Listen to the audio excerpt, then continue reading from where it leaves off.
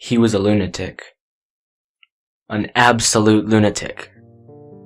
At first, I didn't even know what the hell was going on. It was extremely perplexing.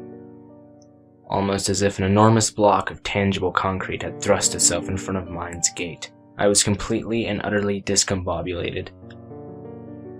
It transpired about 2 weeks ago today, though it personally felt like it had happened a few days ago.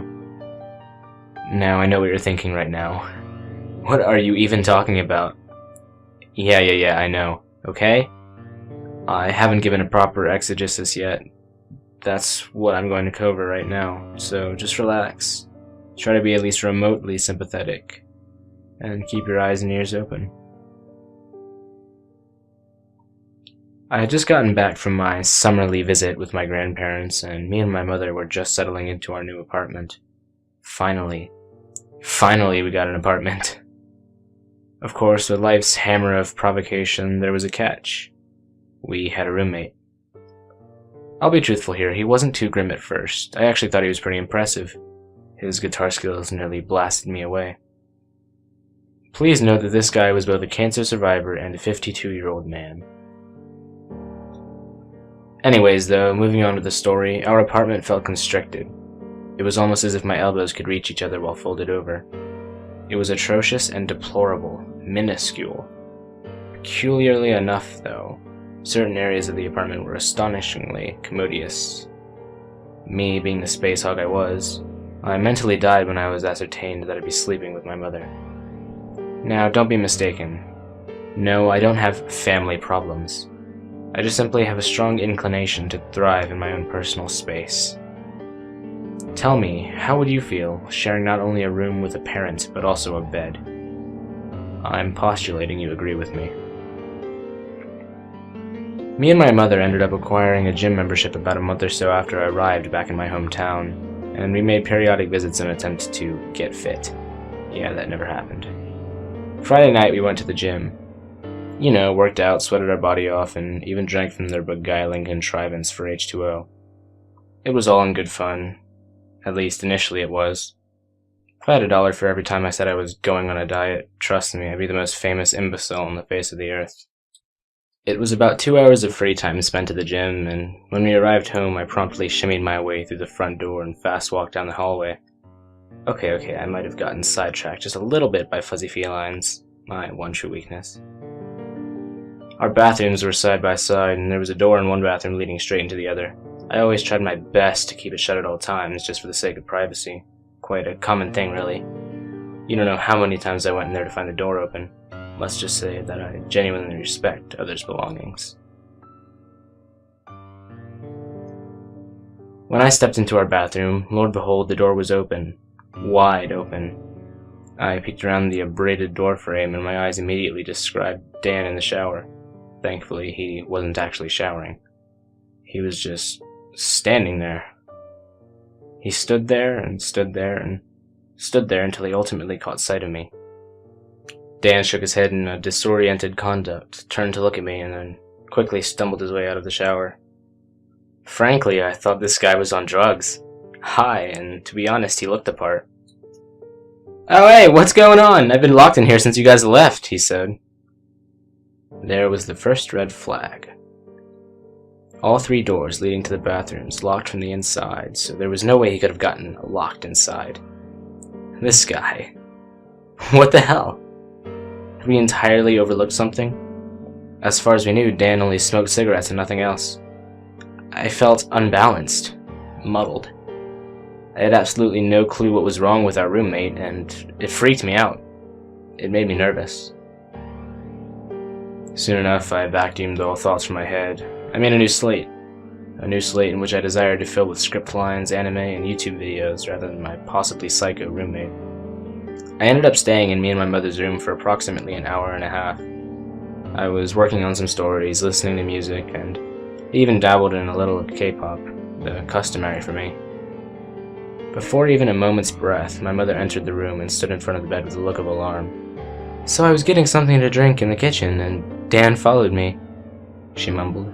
She then proceeded to tell me that Dan attempted to cook a plastic bag consisting of popcorn on the stove. Another red flag. I replied to her with a rather effortless statement. Well then. Now, I don't know about you, but I don't think pre-cooked caramel popcorn is meant to be set on fire. Unless, of course, you want to spend the rest of your life in a cardboard box, or eat horrifyingly scorched popcorn, then be my guest. In my years of cooking and baking, I'll admit, I've left the stove and oven on numerous times, even caught a toaster on fire. It was the bread's fault, mind you. Never have I attempted to cook pre-made popcorn on the stove without a skillet. I've only tried it once, and that was because I wanted to discern whether or not it would bounce. It didn't, but the only thing that needs to be noted here is that I used a skillet. After that, there were other diminutive occurrences. First, a monstrous box shoved in front of our bathroom door, shoes scattered through the hallway, and then crashes, clangs, thuds, and knocks. You name it, we heard it. The next part is what got me the most, and to this day I still remember the heavy weight of dread crashing down on my entire existence. The door to our bedroom opened, and as I folded laundry I momentarily turned to scrutinize the doorway. Dan, slowly but surely, infiltrated the room, tossing a pile of grimy clothes on the floor. Now, we do our laundry separately, so of course I was muttering curse words of question. He sauntered up to me, subtly tapped me on the shoulder, and then as I quietly turned to face him, he beamed at me and followed by a nonchalant wave. Every single muscle in my body locked. I was paralyzed, unable to move. That touch. Transfixing. Alarming would be an understatement. My heart bolted out of my body, each heartbeat violently crashing against my chest. After he left, the feeling never ceased. Even after a few more hours, still to no avail. I don't mean to brag, but I don't petrify easily, so this genuinely freaked me out and ultimately drove me up the wall.